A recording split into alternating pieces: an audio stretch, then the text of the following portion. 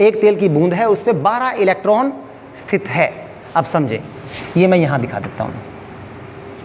तो कुल आवेश कितना हो जाएगा बेटा इस बूंद पे? कुल आवेश, एक पे आवेश होता है 1.6 गुना 10 की घात माइनस 19 कूलाम, एक इलेक्ट्रॉन का आवेश, और कुल 12 है तो 12 से आप गुना कर देंगे। ठीक है जी। इसको किसी विद्युत क्षेत्र में रखा गया है। विद्युत क्षेत्र का मान दिया हुआ है आपको 2.55 10⁴। ई का मान दे दिया 2.55 10 की घात 4 न्यूटन पर कूलम।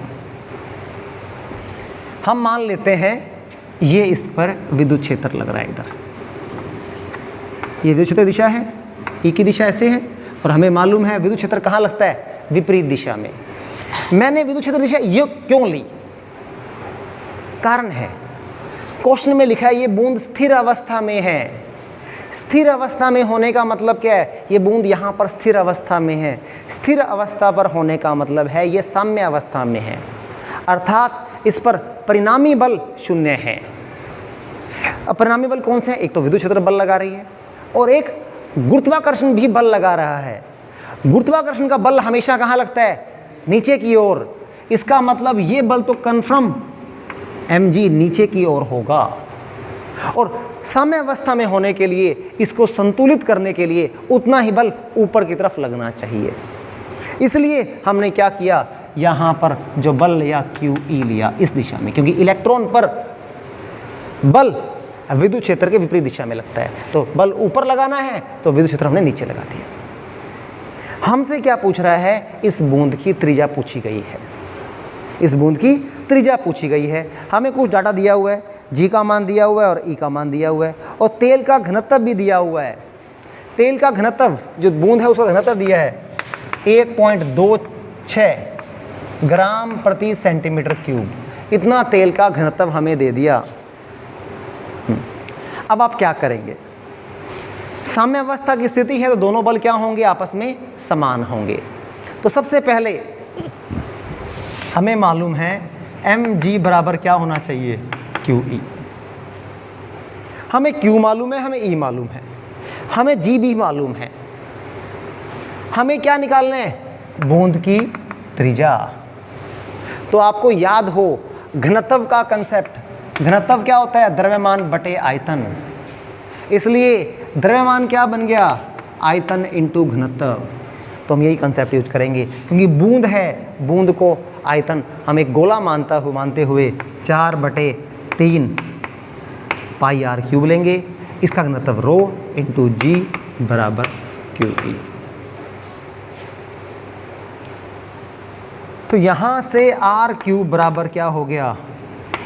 3 QE बटे 4 पाई रो जी।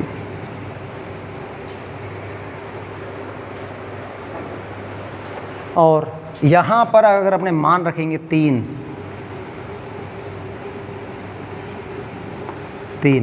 आवेश हमें दिया हुआ है।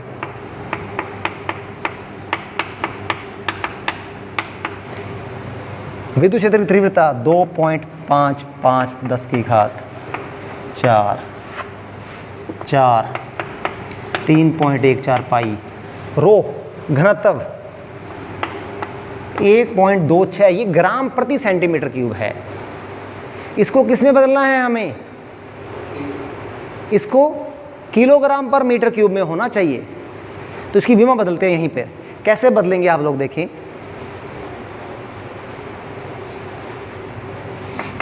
1.26 विमा बदलना सीख लें आप लोग। ग्राम को किलोग्राम में बदलना है। आपको पता है 1 किलोग्राम 10 की घात 3 ग्राम, तो 1 ग्राम कितना होगा? 10 की घात -3 किलोग्राम। तो ऊपर ग्राम है तो ऊपर आएगा 10 की घात -3 किलोग्राम।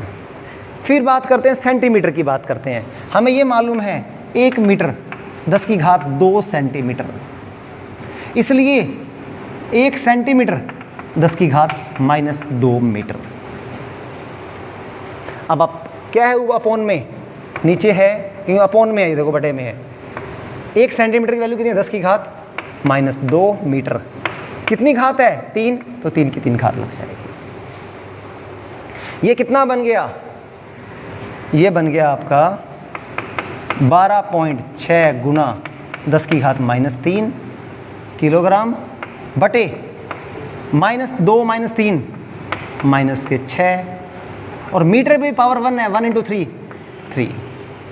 ये -6 ऊपर जाके +6 हो जाएंगे, तो वैल्यू क्या आएगी 12.6 गुना 10 की घात 3 किलोग्राम प्रति मीटर क्यूब। ये क्या है, इस तेल की बूंद का घनत्व। तो आपको इनकी मात्रक भी चेंज करने हैं। 10 की घात 3, जी का मान 9.811 दिया हुआ है, जो दिया है वही लिखेंगे आप। अब आपने ये r³ का मान आ गया, और r का मान निकालने के लिए क्या करेंगे, इसकी घात 1/3 करेंगे। 1/3 आप इसकी घात करेंगे तो इसका जो उत्तर आएगा वो आएगा 9.81 10 की घात -7 मीटर।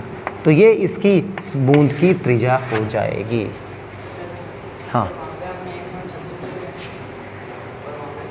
अच्छा बेटा, ये गलत हो गया, ये 12 पॉइंट सेम ही था। वेरी गुड, 1.26 1.26, ठीक है, वो सेम ही रहेगा।